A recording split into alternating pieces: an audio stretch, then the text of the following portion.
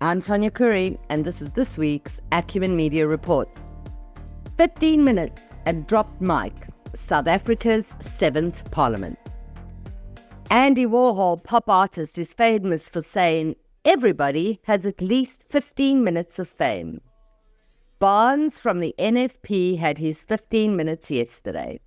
The whole of KZN was holding its breath as he announced that the National Freedom Party, who had one seat in KZN, would side with the GNU, the Government of National Unity. And just like that, KZN was zikked from MK's back pocket, and we're still holding our breath.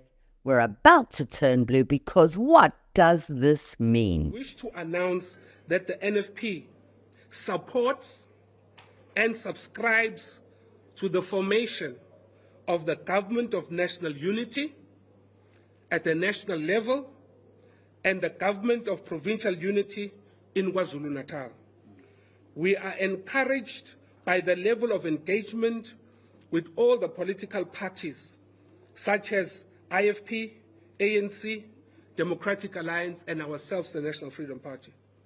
The spirit of partnership and the maturity have characterized negotiations are a source of inspiration and hope for the millions of South Africans.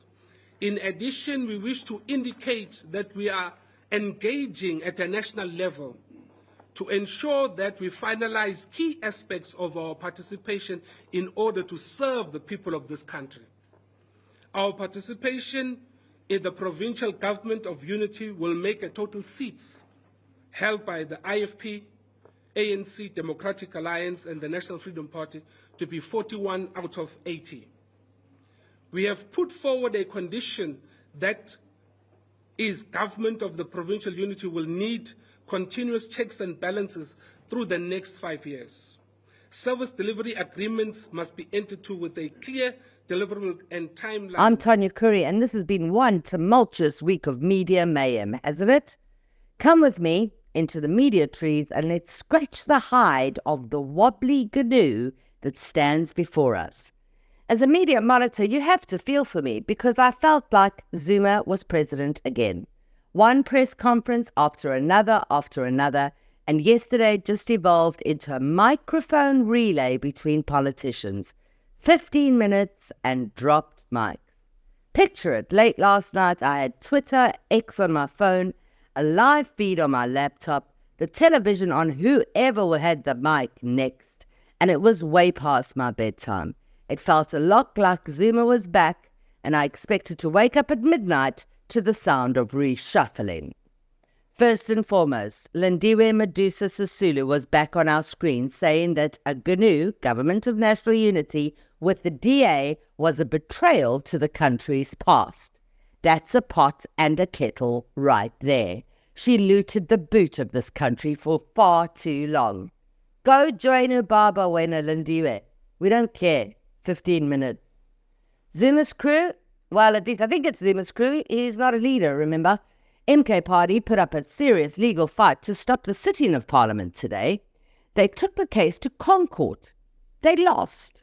That's funny, because Zuma refused to go to Concourt and refused their rulings in the past, citing that they were too inept to try him. But this week, MK made it clear that Concourt was actually a very valid court.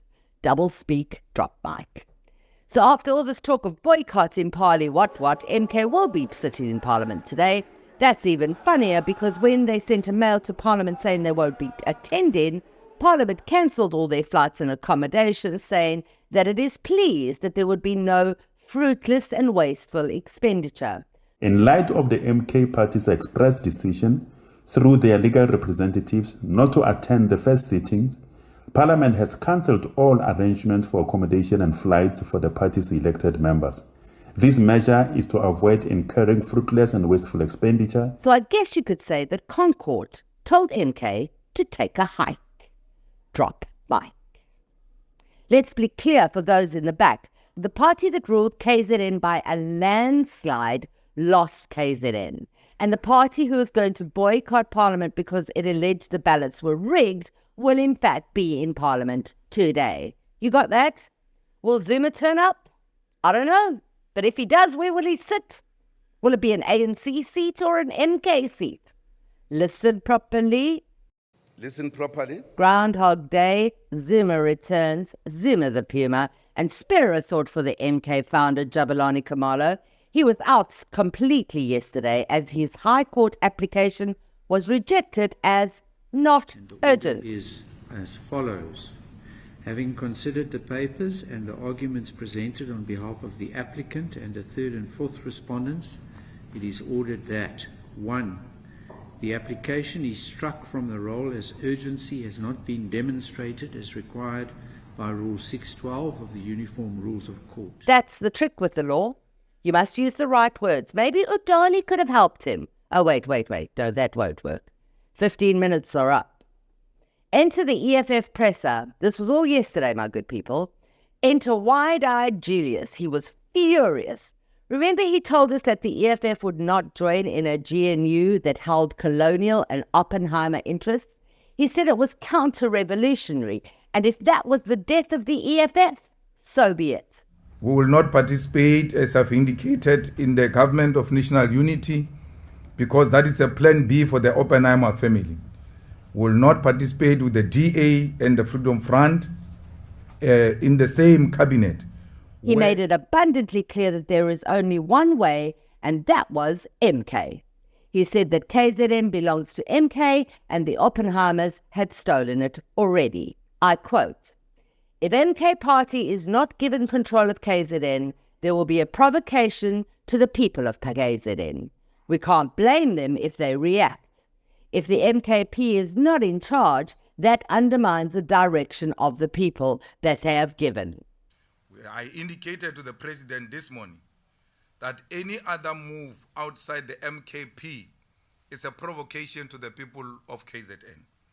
And we must not blame them if they're to react to what these reactionaries would have agreed to undermine the direction which the people of KwaZulu-Natal have given. At this point, I'd assumed crash position and wrapped my arms around my head.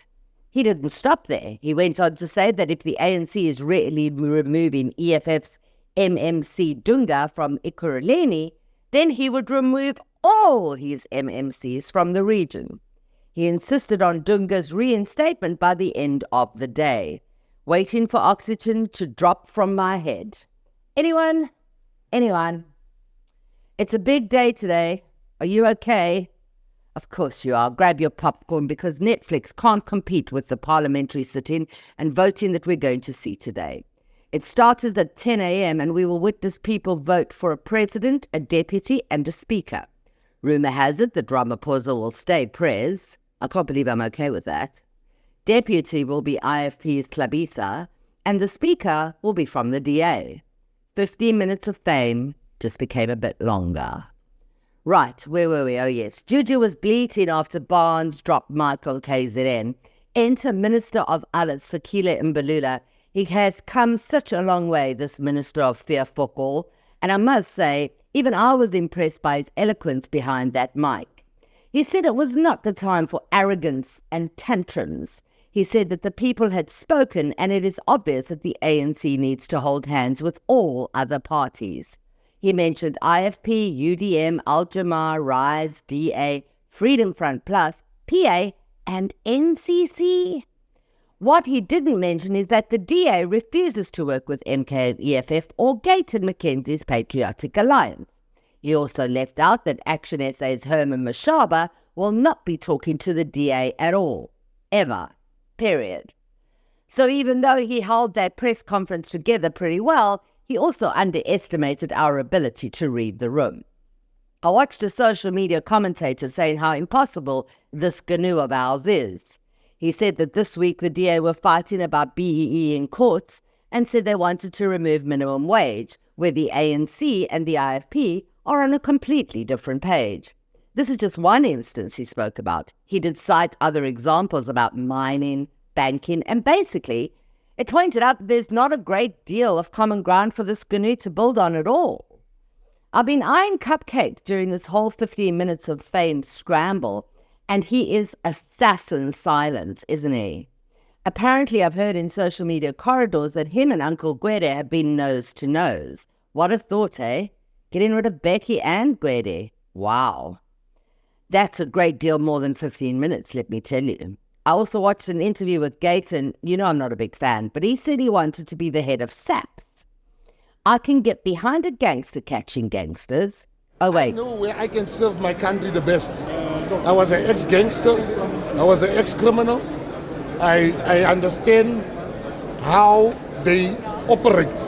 I understand how to stop the killings. I understand those things. I am not going to learn and read books. I will know when I become the minister at 1 o'clock. 1:45, I'm already there by Belleville. Wasn't Becky a gangster too, for real, for real? Regardless, he has hung up his hat, so the position is vacant. And what an end of an era of complete tyranny. If we've gained one thing from this crazy coalition country, it's the end of Becky the Hat. If it has arrived, then I left home to come and work. So if work is not there, I go home and reflect and see how you go forward. So while you're wrapped up in your blankie watching Parley, there's one headline that should have blown up all this political rhetoric, but it was hushed across media. Gauteng has no water. I read this and I couldn't believe it wasn't the leading story across all platforms. Was it true? I called my Josie crew to ask if they had water, and there was a resounding no from my team.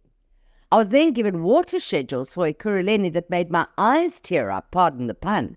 Hours and hours of cuts for the entire month of July. In some instances, towns will formally be without water for almost 80 hours. Why aren't we marching to the same parliament that is playing blind man's bluff and pin the tail on the piñata? Why do we even care about the GNU if we have no water? And what of electricity, I hear you say? Well, now we have load reduction schedules out. City Power has announced it'll implement load reduction in Johannesburg to prevent a grid collapse. Not to be confused with load shedding or power cuts or blackouts, just a load reduction. Please get out of my car. Please get out of my car. The storm damage across our country is going to cost 1.3 billion. Give to the givers are calling for donations. Please help my country. Rise, my South Africa. They need us. There's so much politics that I've left out, like Windy being sworn in as the Western Cape Premier and Panyaza Lesufi making the parliamentary cut. I could tell you about the number of resignations in government and the culling of mayors, but you've got enough to deal with. I could tell you the EFF are no longer allowed to disrupt Parliament formally, but that would only depress you. Maybe if I tell you that the flu that you're carting to your sofa for the long weekend isn't half the problem. We have a hectic virus called monkeypox, which has already claimed 4 victims. Are you hiding under the bed? No, men. Don't be like that. This is South Africa. It takes far more than that to kill us. I've long made my threshold of words, so let's sum up. Thabo Bester is still whinging, and major newspapers like the Daily Sun will stop print as South Africa truly moves to digital. I'm happy about that. No more inky fingers from chopping up newspapers. But there's a big piece of me that misses the spider presses and broadsheets making their way across the country. I feel a bit old, to be honest. I've spent a great deal of my career in printing press rooms. So let's end South Africa on a high. Bafana are on track to qualify for the World Cup. Proteas are smashing it. And if you like tennis, I don't do sport, you've been glued to your TV for a different purpose. Local neighbour Malawi suffered a massive tragedy as the plane carrying Vice President Chilima and 9 other occupants crashed into a reserve. What is very important at the moment is that we mourn our beloved Vice President and the others that lost their lives. What's up with these devastating VIP plane crashes? Hunter Biden got done for an illegal weapon and cocaine, giving the term marching powder a completely new meme. He will go to jail. Will he go to jail? Daddy said he's not bailing him out because, 4 more years, blah, blah. I really don't care. There was a ceasefire deal on the table by the USA. It was accepted by Hamas, but not by Israel, and the onslaught of Rafah continues. Hezbollah has been attacking Israel all week. Sudan is starving. The DRC is a slaughterhouse, and G7 lent $50 billion to Ukraine. And then this. Rupert Murdoch married at 97. I'm just leaving that there. 15 minutes, anyone? Let's end this on a high like we should. The Comrades Marathon keeps South Africans together every year. Here in little old Sodwana Bay, we had several locals join the race and all finished with broad smiles. Congrats to you guys. You're legends. That's the truth. It doesn't matter the adversity. Hard work, tenacity, and a broad South African smile will cure all ills, including politics. I'm Tanya Curry, and I insist on behalf of Acumen Media that you take the long weekend off after you've watched the show.